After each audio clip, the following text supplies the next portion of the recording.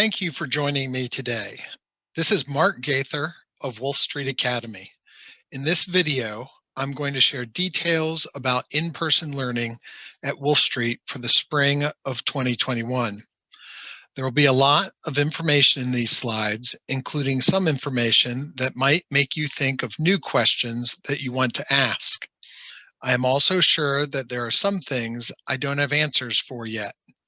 At the end of this presentation will be information about upcoming opportunities to ask those questions by email and during a live Zoom meeting. It is my hope that after watching this video and asking your questions, you will have enough information to make a decision about whether you would like your child to return for in-person learning during the spring of 2021.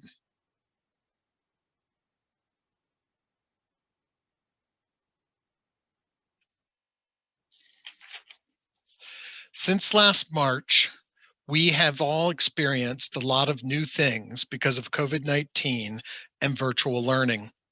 Our goal at Wolf Street Academy has remained constant: to provide excellent educational opportunities to all our kids in an equitable way. During these tough times, we have sought to provide academic and social emotional support for your children through live virtual learning, self-guided activities, and distribution events at school. Now, we are attempting to extend the options for our families by offering in-person learning for those students whose families want them to return. This is a voluntary option. You do not have to return to the building. You may continue with virtual learning from home, but there are some students who have struggled with virtual learning at home, and it is our hope that an in-person aspect to their learning will help. But we also know that not everyone will be comfortable coming back or able to come back under the current conditions or requirements. Therefore, we are trying to create an in-person option that does not significantly disrupt the good work that is going on virtually. I have heard of so many great examples of the hard work that our teachers and your children have been doing over the past months. Truly, when we work together with creativity and flexibility, we always succeed. This attempt at in-person learning will require, once again, our creativity and flexibility.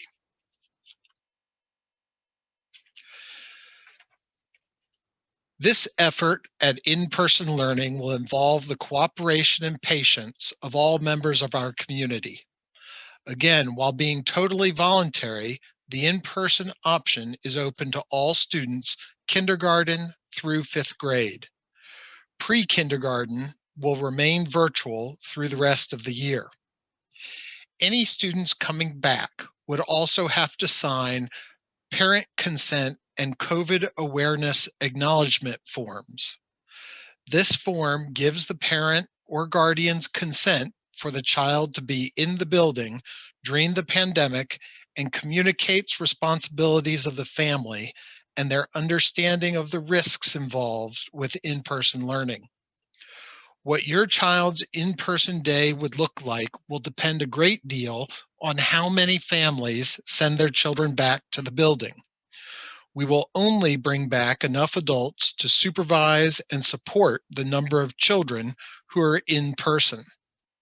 And if a large number of children return, the daily and weekly schedule will be modified so that there are not too many people in the building at one time.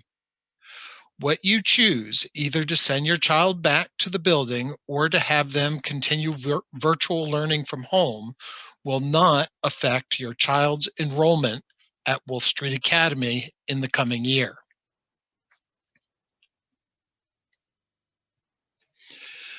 This will not be school as usual, as it was in the beginning of last year. Think of this less as reopening and more as creating something new to support our students. Some of the things that will not be happening in this new in-person environment might include morning meeting, common lunch times, drop-in office hours, open recess, students working with multiple teachers or in multiple classrooms. All of these usual practices are not safe during the pandemic.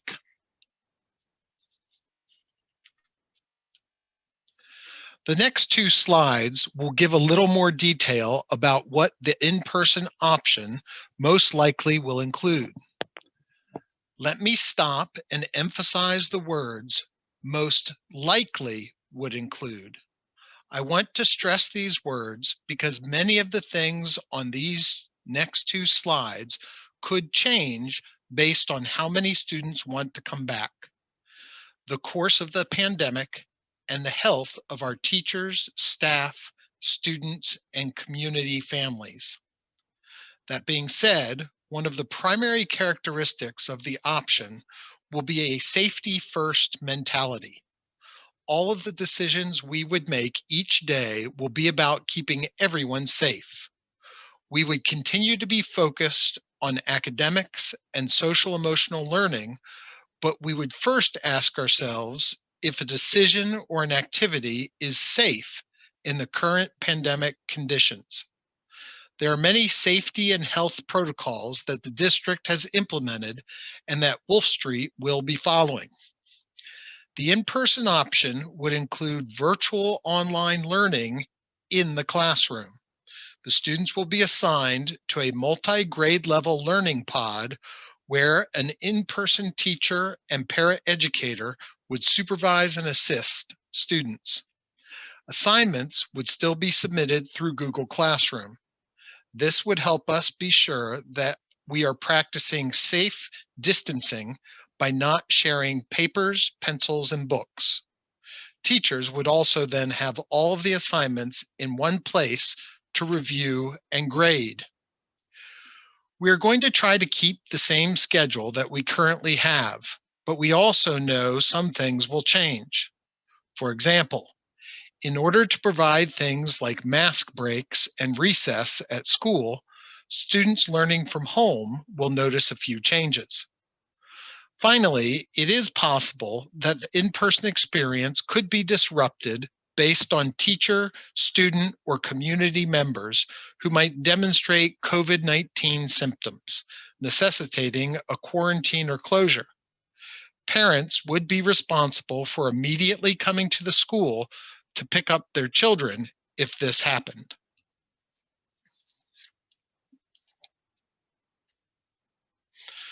When the realities of needing to maintain social distancing practices come together with the number of children whose families want them to return to the building, we begin to see how the schedule of the day and week might be affected.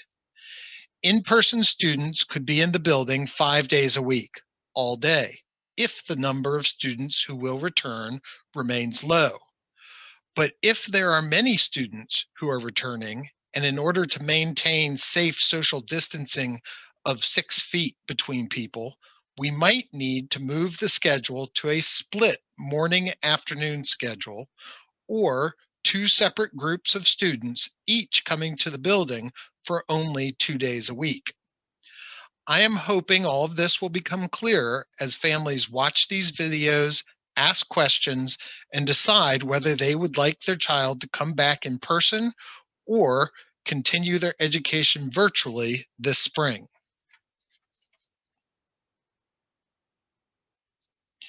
Every member of the community will have very important and serious responsibilities. Students will wear masks at all times, except while eating their lunch. They will maintain 6 feet of social distancing at all times, including at recess. Students will be assigned to a classroom and a group of other students and teachers that they will stay with all day long. This will include lining up and coming into the building with this group, having all of their lessons in the same classroom with this group, eating lunch, and dismissing at the end of the day with this group.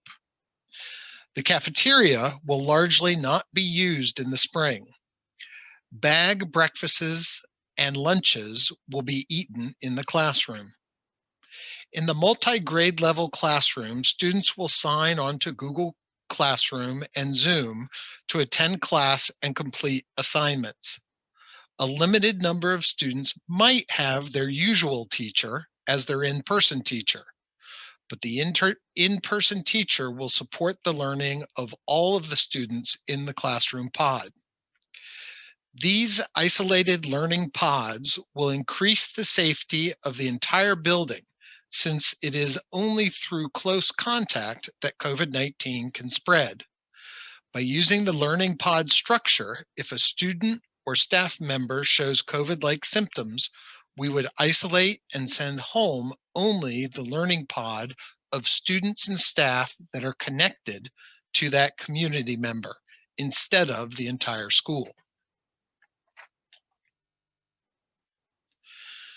There are many responsibilities that fall on parents. Schedules will be very important for those students who are in the building for in-person learning. Drop off and pick up will occur outside of the building. Parents will not be allowed inside the building except with appointments. They are encouraged to communicate with us by phone, email, Zoom, and as a last resort, by appointment in person. Parents will be expected to wear a mask at all times when they are on school property, including outside on the sidewalks next to the school. And like all other members of the community, parents will need to practice social distancing. The next several points are very important in your decision of whether to send your child back to in-person learning. There is the possibility that at some point someone would show up with COVID-like symptoms at the school. It is also possible that someone who has been at the school recently would report COVID-like symptoms. If this were to happen, parents need to be available to immediately come to the building to pick up their child. Likewise, it is possible there would be times we would need to close down a classroom learning pod because of COVID-19. All students in that pod would have to be tested, picked up, and possibly isolated at home until given permission to return to the building. All of this is essential to keep the school, our students, our teachers, and our families safe. If you decide to send your child back, we need your cooperation and accessibility throughout the day, every day, in case we need to communicate with you and possibly have you come pick up your child. Each parent whose child is returning to the school must sign a parent consent and COVID awareness acknowledgement form. The form states that you give your voluntary consent for your child to return to in-person learning and that you understand the risks involved in coming back to the building during the pandemic. We will be posting the form to our website and Facebook page. And finally, your child's teacher will need your help. Each evening, it will be very important for your child to plug in and charge their Chromebook or tablet. They must arrive at school with a fully charged device in order to access their classes through Zoom and their Google Classroom accounts.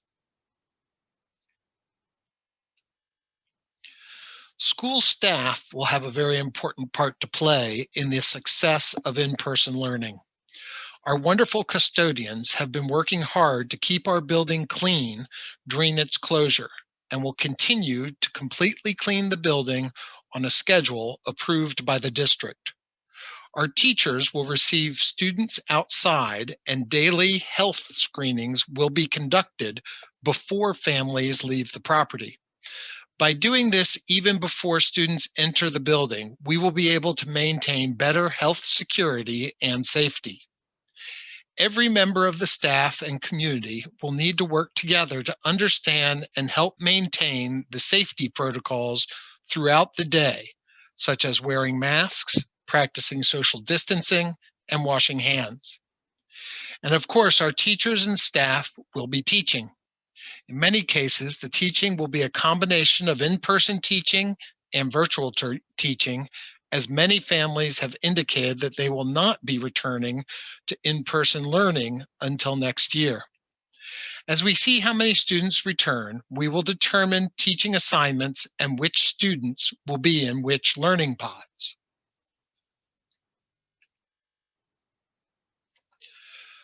Not all of the classrooms in the building will be used. Some rooms are too small to safely allow students and staff to socially distance themselves, and there are other rooms that will be used for other purposes in order to keep the entire community safe. Students will be assigned to their multi-grade level pod in one of the building's larger classrooms. A teacher and paraeducator will be assigned to that group to supervise and support their learning. I want to stress again that those adults might not be your child's usual teacher. All activities except bathroom breaks, mask breaks, and limited recess will take place in the learning pod classroom. We're going to be sure to build in those breaks because it will be a long day for everyone since they need to stay in that classroom. In order to limit the spread of germs, we will limit the amount of movement through the building. And when a room is empty, we will clean the high touch areas in that room.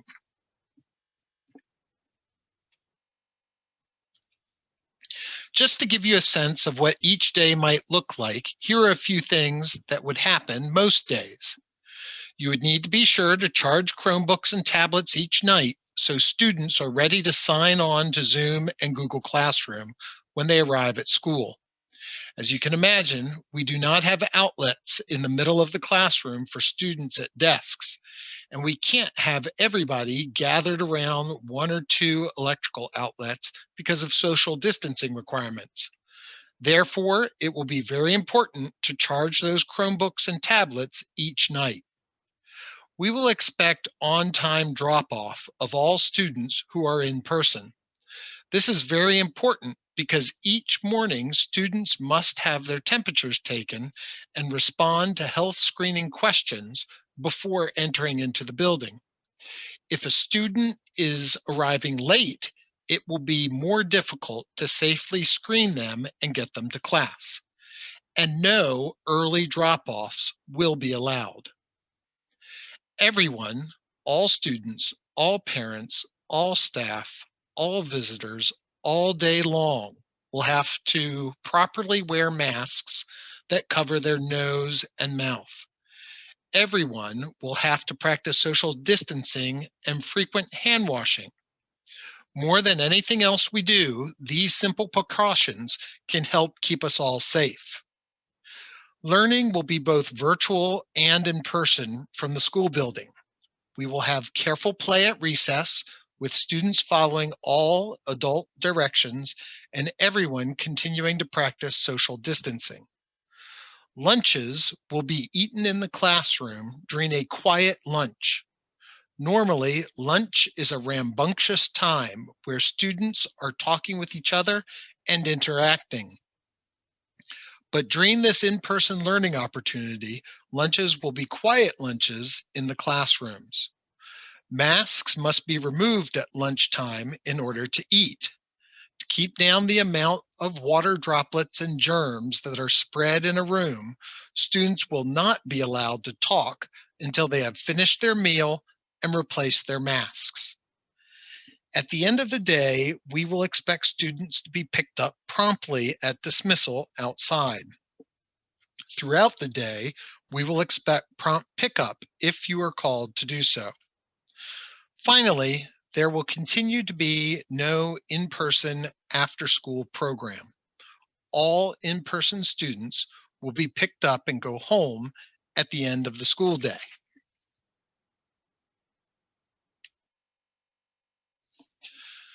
Some very practical steps to keeping each other safe are listed here.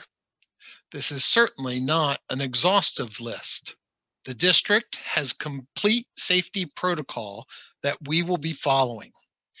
I will give you a few minutes to read over these And of course, as guidance changes from the district, we will maintain best practices for the safety of our entire community.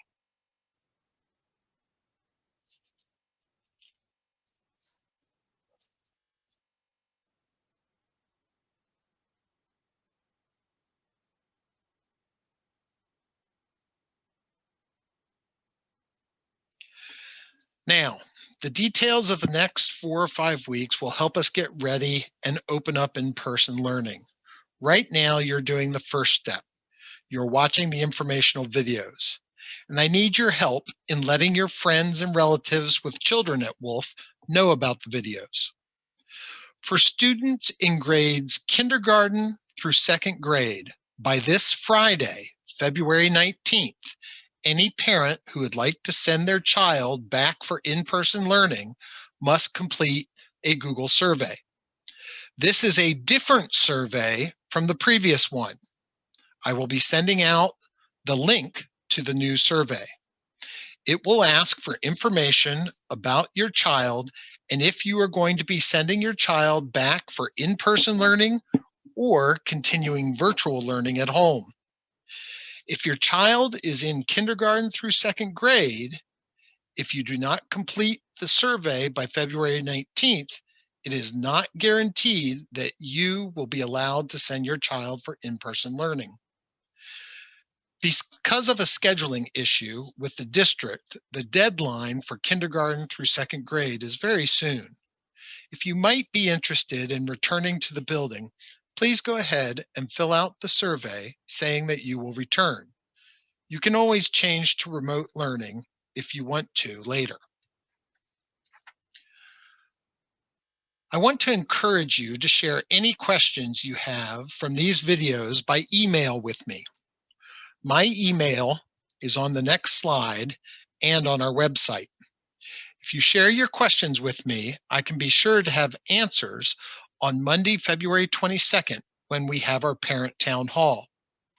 This parent town hall will be a virtual Zoom opportunity to hear from me and get your questions answered. If you email me your questions before the town hall, I can be sure to get to them. During the same meeting, I will also be sharing details of the school budget for the 2021-2022 school year. For students in third through fifth grade, by Monday, March 1st, any parent who would like to send their child back for in-person learning must complete the Google survey. It will ask for information about your child and if you are going to send your child back for in-person learning or continue virtual learning at home. If your child is in third through fifth grade and you do not complete the survey by March 1st, it is not guaranteed that you will be allowed to send your child for in-person learning. Please note that for all grades, you do not need to wait to complete the survey. Please complete it as soon as you have made your decision. If you choose to send your child to in-person learning, by Monday, March 8th, you must complete and sign the Parent Consent and COVID Awareness Acknowledgement Form. The form will be posted on Facebook, our school website, and will be available through your child's Google Classroom account. Then the two dates that maybe matter the most would be Monday, March 15th, and Monday, April 12th. Kindergarten through second grade will return to the building on Monday, March 15th. Third, fourth, and fifth grade will return to the building on Monday, April 12th. I want to emphasize that all of these dates could change based on decisions at the district, the number of families who decide to come back, or the number of families who decide to stay virtual. There are a lot of factors that change from moment to moment, but I will do my best to make sure to give you the information that you need.